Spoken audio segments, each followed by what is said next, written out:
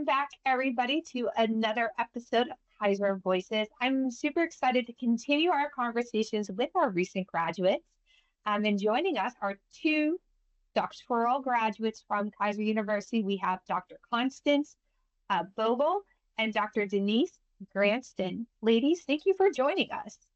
Thank you Thank so you. much for Thank you having for, us. yes, thank you for Such an having honor us. to be here. We feel we feel really grateful that we were selected to be a part of this podcast. We're so honored to be here. No, please, the honor is ours. So before I really start asking you guys about navigating career opportunities after grad school, which I'm very interested to hear how you guys navigated that, I want to ask a little bit about what program you graduated from, where you're residing, and what was your why? Like, what led you on this pathway to become doctor? And I'm going to pick on Dr. Constance first. Okay, so I want to say thank you for, giving us the honor of being included in the alumni spotlight. I currently reside in Port St. Lucie, Florida, and I I went on the path. We did curriculum leadership, the doctorate in curriculum leadership. And this was something that for me was a long time in coming. Years ago, coming from Jamaica, I'd started a doctoral program, but unfortunately, we didn't finish. We migrated to the US. So it is something that I wanted to complete. And so being here at Kaiser, I decided, you know what, this is something that I'm going to go ahead and have done. So, curriculum leadership was just the perfect program. I did research many colleges, many other universities, and what Kaiser University had to offer just stuck out at, to me. And that's what I said. I said to Denise, Denise, I think I found it. And she was like on board immediately. And so that's how we got into it. And so, I've continued in my career, associate director of admissions. And so I'm still in that, I'm still doing that right now. And Dr. Denise, what about you? Similar to what Constance said, we have come from afar. We've been friends for years. And I've been in education all my life. Actually started in 1985 as a teacher in Jamaica. And I've always felt that changing your life has to do with obtaining a very good education. From my background in Jamaica, my parents insisted that we, got the best education we could. And in Jamaica, education is what gives you that um, status in society in a sense and gives you opportunities to take you out of the circumstances that you had. Because I never grew up with much. My parents were poor. There were 10 of us as children. My parents stayed with us and they did everything, but the emphasis was always on education because they never had the opportunities that, they wanted for us. So every step of the journey, I had my parents in mind that I had to do this. I had to do it for my siblings too, because I'm the first girl, third of 7 children. And I wanted my siblings too to understand, even though we're all adults now, that education is important and you can do it at any stage in your life. And being an educator, I always feel that there's the need to learn more. There's always the need to learn more because learning never stops. I'm a lifelong learner. And as Constance indicated, this process started years ago in Jamaica. We started a doctoral program, migrated to the US, and we kept saying, oh my God, we have done like 7 out of 10 courses, but we need to finish. And we had that in mind for years. And then one day I said, Constance, we said it, we need to continue. And I said, you know what, you're working at a university. What you need to do is to research. And I was in Jamaica the Christmas, and she said, Denise, I'm starting on the 8th of January. I said, what are you saying? You're starting on the 8th? I came back to the US on the 7th and I signed up. I was at work today and I'm signing up and I'm on it and I'm getting on Blackboard and I'm saying, Connie, what is going on? But once she said we're starting, I'm starting too. And that's one of the things that, is very important in our relationship. We trust each other. And if she said, I'm going to do it and this is what you ought to do, we're going to do it. And if I say that to her, that's the same approach. And Yes. let me tell you something, the journey has been one of the biggest blessings in our Magnificent. lives, the biggest blessing in our Yes. lives. Amazing. I agree. Yes. So, one of the reasons why I wanted to talk to you both is because one of the things that you have done since graduating, or maybe you started it before graduating, I'm looking forward to finding out the information, is that you Okay. have launched your own podcast. I would Podcast. love to hear more about it. I'd love to hear the inspiration behind it and what the goal is of the podcast. I have to imagine it would be entertaining with the two of you. All Uh, right. So let me go and then Denise will jump in. One of the things that Denise and I, as she said to you, we graduated from Teachers College in 1985. So we've been in education for numerous years. Even though I am not in the classroom, I still regard myself as an educator. So I still, see it as being so important that I do whatever it is that I can to help. So we always talk about education. We always talk about teachers. We always talk about how we can make it better. We're always looking for it. Plus, as I said, the program that we did, curriculum leadership, we had some of the, and I'm not just saying this, we had some of the best professors that you could ever think of when it comes to delivering the information, giving support. I We are forever grateful to them. So, one of the classes that we had was with, if we don't mind saying his name, was Professor Rosa. yeah. And Mm-hmm. and when we did the class with him, we started thinking, how can we start something for ourselves? Because he gave us the blueprint. So we're like, we can start something. So we started looking at what it is that we can start, something that we can do together, something that we can give back, that we're influencing young teachers, young educators who are coming into the field, or even those who are there and need support. So we have been talking about it, but we just never did anything. And we didn't know what we wanted to do. And I will say it was really after graduation that it all came together. Denise. Okay, so I have always felt that my calling, and I said it to Constance when we did the second episode of the podcast, that I think my calling is in education. I've tried to leave, never left. And once we're doing the program, we were exploring different opportunities. We're thinking, okay, we have gained so much from this program. Granted that I've been in education for so long and I've taught at different levels. I've done so many things in education. But once we did the program, I said, Constance, this is one of the best things that I've ever done. I grew from that program, the content, the delivery, it was just exceptional. And we were just, as usual, we're always having conversations. We talk when Constance is going to work and I'm at work. We talk when she's going home. We talk, we're always talking. And this has been going on for years. We'll spend hours on the phone. So we kept saying, what is it that can be done? And one day she said, Denise, I think we started at least, we created a website where we decided that we were going to recruit teachers from Jamaica, but things changed. That didn't work out as we anticipated. So we were thinking of other things. And one day she said to me, Denise, I think we should create an app or something because we learned so much from Keiser. We have to use that to help us to do something else. And then I was saying to her, I don't think so. So let's look at some other things. And I said, podcasts are, things that are happening now. And we have so much information as teachers. I am at school where I mentor a lot. We have trained teachers. I'm always guiding teachers. I'm doing presentations. I'm helping with so much.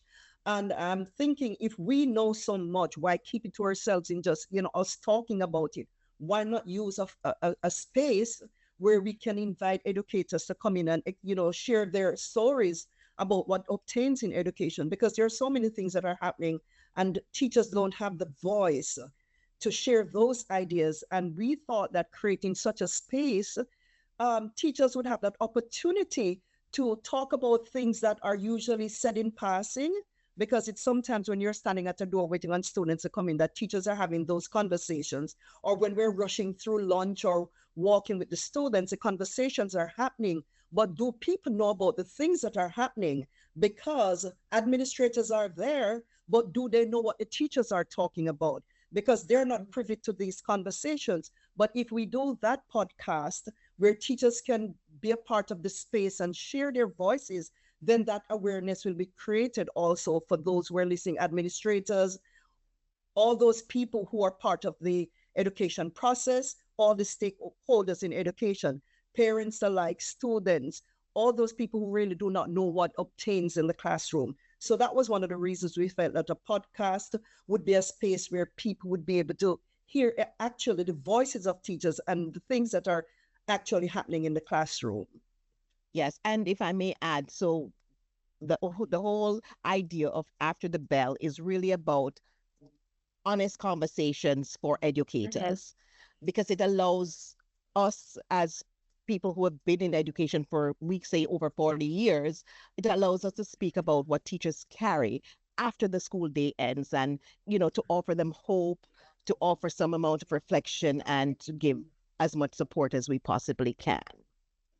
Because the thing about it, After the Bell is twofold, because I think many people have this misconception about teaching and education, that the teacher teaches throughout the school day and it ends there.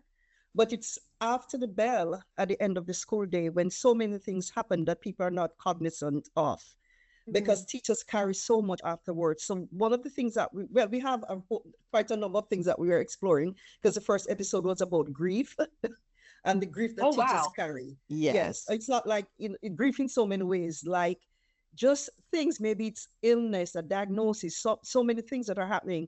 And our second episode, we looked at, was it the way teachers carry? It was showing up while falling apart. That even when educators are falling apart, we are compelled to show up. So these are the things that teachers are, and it's not so much teachers, because teachers are aware of it, but there are other people out there who are not aware of the things that are happening in the classroom, the things that teachers are experiencing, the things that they want to talk about. And some of that came in from my ADP, where I looked at teacher burnout, because I've been hearing the conversations all these years, and I think that nobody really, talk about it. They're written in papers, they're done in books, but to have that voice out there where teachers know that we see you, we understand what you're going through. And because we have been educators for so long, we have that experience. We know that it comes from a place of authenticity, because we are educators first. And teachers will probably listen to our voices because they say, oh yes, somebody who has experienced all of that is giving voice to all the things that we have been experiencing for so long. Have you been surprised by any of these conversations that you have been having with your guests so far? Like things maybe that you hadn't thought about, or maybe you hadn't encountered that's coming up in these conversations. Like, have you had any surprises that have given you other opportunities to look into conversations and topics? I wouldn't say that there are any surprises, but just different people are, different experiences, not surprising, but different experiences. And to know that at the end of the day, it is really common among educators. They're all going through different. So, for example, we spoke about grief or showing up while, we're talking people, it could be financial issues that they're having, but they still have to show up. They still have to be there in the classroom. It could be, as Denise says, a medical diagnosis. It could be somebody having someone pass away, a family member. It could be a child that's giving trouble at home. So, but they still have to show up. So different people have different issues that they bring to the fore. But at the end of the day, it's still, something that we're able to see that, yes, it impacts teachers in the classroom. And one of the things that we made as like a somewhat of a disclaimer when we were presenting is that everybody, people who say, oh, yes, we all have those struggles. Yes, we do. Right. But when we think about educators and the role that you play once you get into the classroom, where there are students or learners just waiting on you to share. So you get there and there's so many things like showing up and falling apart. There's so many things that might be happening in your life. But at the same time, all those things have to be, you have to basically put on a mask to ensure that you don't transfer all that you're feeling to the students. And those students come with different needs. And when those needs are there in the classroom, you have to be the individual who's going to make sure that those needs are catered to. So in those cases, as an educator, you have to suppress some of those emotions that you're feeling because you have to cater to the students who are there. And they come in the classroom with their challenges too. So once they come in with those challenges, you're the adults in the room, and you have to make sure that you cater to all those individual needs that are there, because they come with their problems like us. They have so many things going on, and as educators in the classroom, we have to ensure that when those students are entrusted in our care, that at the end of the day, they go back home to their parents safely. And some of them, they'll come with their problems, and you're the only person that they see as the individual that they can unburden to, or they can share these challenges with.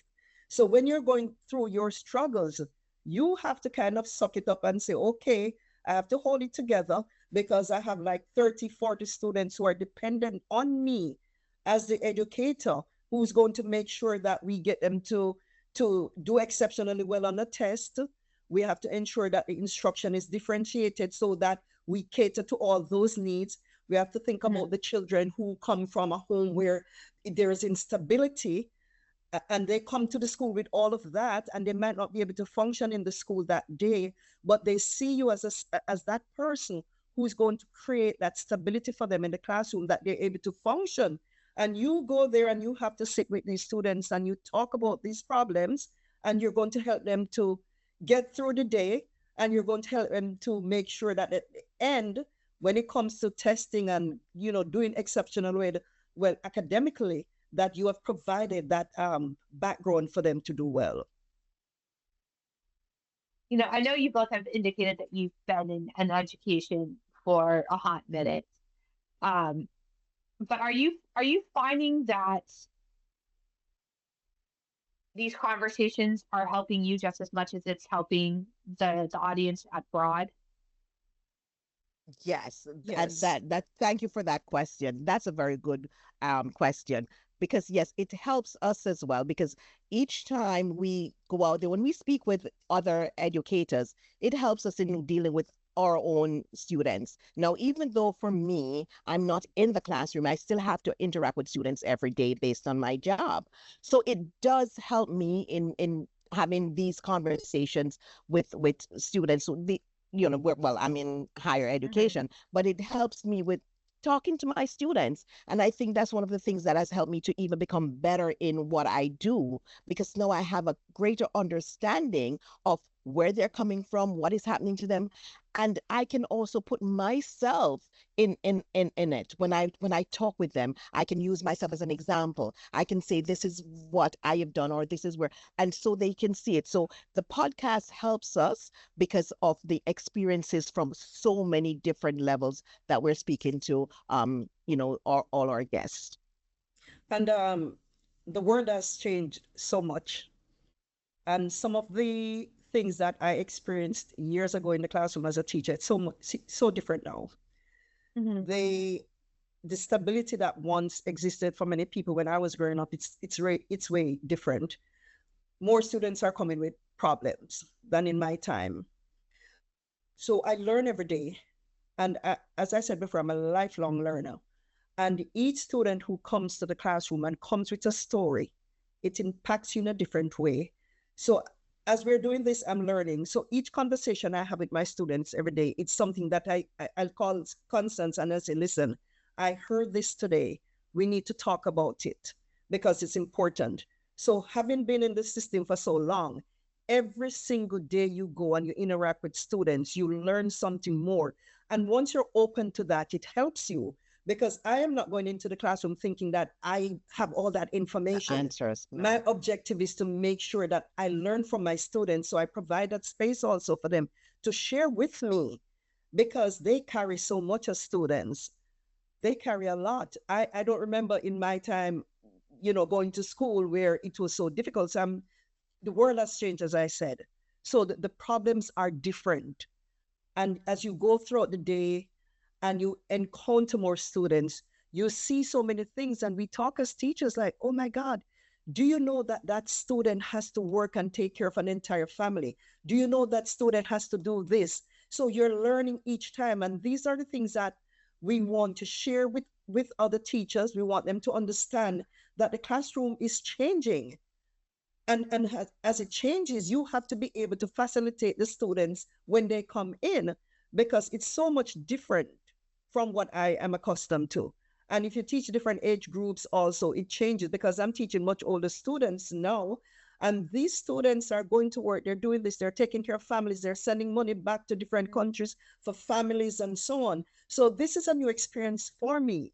Granted that I've been working for so long, I'm seeing things from a different perspective in education. I want to go back to a comment you guys made earlier. You both referenced Dr. Rosa being a big influence on your journey, and you both just smiled too as I said his name.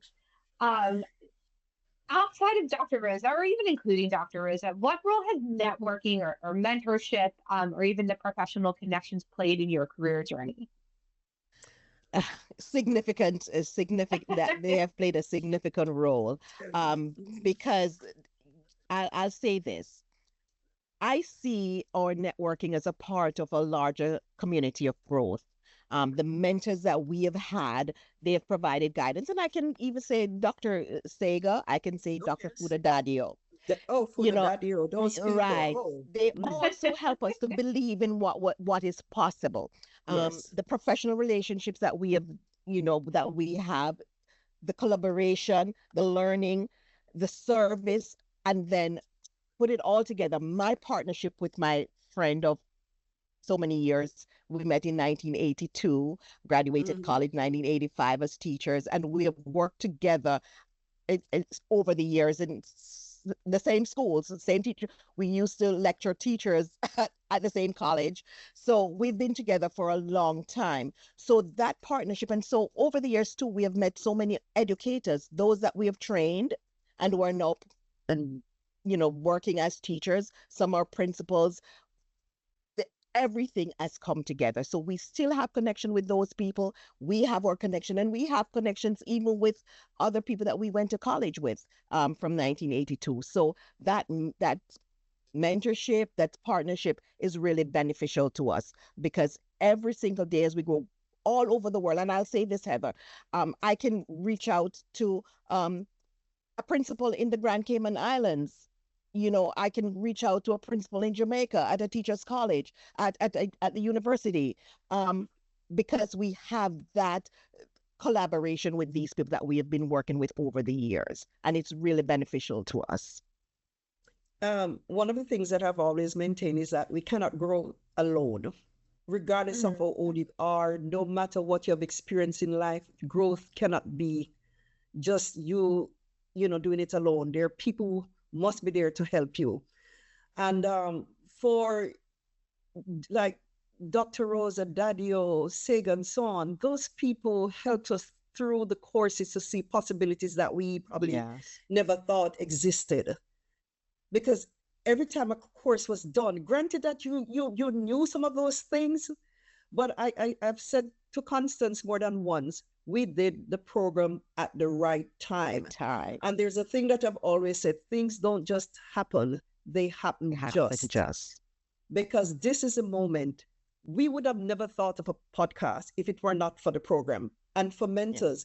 And I remember even when we were having some during some of the courses with Dr. Rosa, and he said, "Oh, Constance and Denise, you can go do that in Jamaica. You can go do that in Jamaica," because we're always thinking of what is it that we're going to use this program to do. And as I said, a podcast was far from our minds. We were thinking of so many other things. Like one of the courses we did, I can't remember who we did that one with Connie. Where we created an online school. It was Dr. Sega. Of course. Yeah. I don't remember. Was it the curriculum development I don't design? remember, but every course that we did, we learned so much from the course.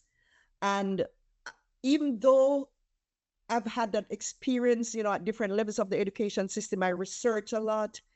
Those professors gave us the what you call it, that drive to see that things existed beyond just being in the program and just doing the classes. We could think beyond that.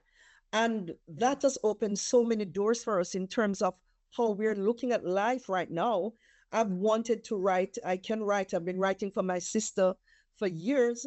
And now we're doing handbooks based on the podcast. We're doing so many different things. We're exploring so many other different things because, as Constance said before, we basically got a blueprint to, based on all the opportunities that are there because of the program that we did. Because it's like looking at the world from a different perspective now. Never saw all of that prior to. And as I said, that mentorship and even the people that I work with every day, even the students that I encounter each day, I learn so much from them, and I see the possibilities that are there to share in different ways, to explore the world in so many different ways. What advice would you give to upcoming graduates or recent graduates that are, transitioning out from school into the workforce, looking at those opportunities and possibilities? I was, let me say this, Constance, I'm going to talk first now. I remember when we completed the program and Constance shared it with somebody that we went to college with. And the individual said, why are you doing a doctorate at this age? Because we're in our 60s. And one of the things I want to say to people, it's never too late. And the opportunities that we see at this time, we never saw them before. The level of creativity that I've developed at this point, I never had it before. I never thought that I would have been doing all these things at this time. So it's never too late. Never. The opportunities are there. You have to just explore the things that are available to you so that you can be the best version of yourself. So it's not like finishing the program and just saying, okay, I'm just going to sit because I have a doctorate. People can call me doctor. No, that's not it, because Constance knows I've retired twice. But then I think about myself as an individual. Do I want to stop? There's so many things that I have in my information that I have, so many things I want to share. So do I just stop sharing right now, or do I do something with what I've learned? So regardless of the age and the time that you get this degree, there are so many opportunities that are there that you can move on to. So it's not the end. So the program ends, but it's the beginning of so many exciting things in your life. And I would encourage anyone who's completing the program, think about all the courses that you did.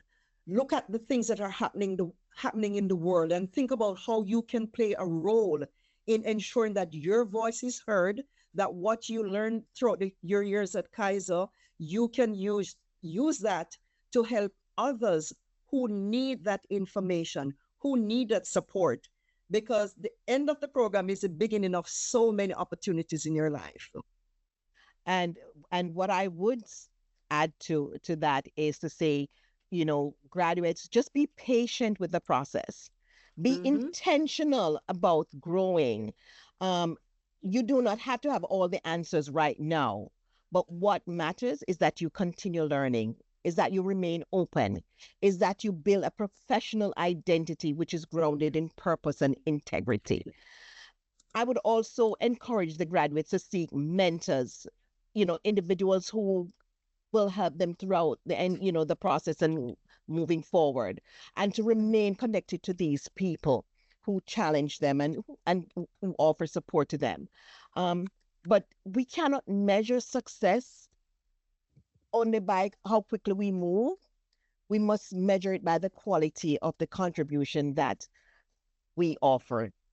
And I believe that there is so much experience that I have.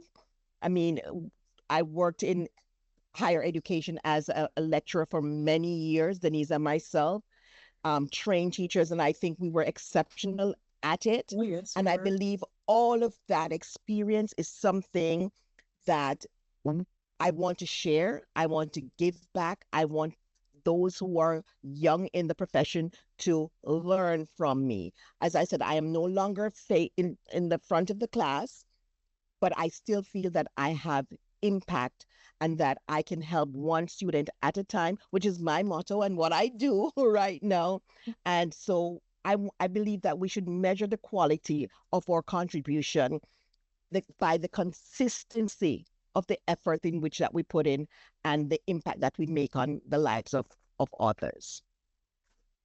That's amazing. This has been a great conversation, ladies. I appreciate you sharing everything that you've learned and what you've gone through to get to this point. But before we let you both go, tell us how we can listen in and take a look at After the Bell. So we're on YouTube. So if you go to After the Bell, just After the Bell dash CD, you should be able to pick us up. But it's just After the Bell. And we're on YouTube right now. And I want to add that when you, it's like going out on like you jumping off at the deep end, because we're new to this. And Connie knows I've stayed up at night creating songs, because each theme there's a song or a spoken word, so it takes a lot of time. And people were saying to us, probably you could just use TikTok and whatever. And I said, no, we're students of Keiser. We are presenting something that has to represent the university that we graduated from with our doctorate. Yeah. So we decided that we were going to venture out and go into a studio. And the first week, Connie knows, it was something that we had never experienced before. So people are graduating. You have to go out on a limb, right? Because and just you're try. scared, and you're going to fail. You're going to hear no's. You're going to be scared, because I told Connie, I'm scared, but I'm doing it, and I'll work in the background. She's the one who does the marketing. I'll sit there and I say, okay, we're going to do the script, and we talk. So I have my strengths and she has hers, and that's a good thing about us as partners. If you find someone, and it helps too with the mentorship, if you find someone who you can work with, who will balance you, because she's kind of the opposite of me in so many ways. And that's the reason we do so well. But when you're finished and you're thinking about doing something, the fears are going to be there. You're going to think that you're not going to make it. You're going to question yourself so often. But the important thing is that you have to make that decision that this is what I'm going to do. I'm going to try. Because we went out there just not knowing this world, not understanding the world of a podcast. Yeah, but the second episode, we said, girl, we did so we well. Got it. And, we got it. And we said, okay. And the men in the studio, the ones who were working with, they were so impressed. And now they're saying what they want to do with us. They want to manage our YouTube channel and manage everything, because they said, you have depth, you're professionals, you're that. I said, we're educators. And we got our doctorates from Keiser University. So we have to represent well when we go out there, because we're not saying we're just doctors. We have to represent that place that, made us doctors. And that's very important. So that's very important. That's amazing. Yeah.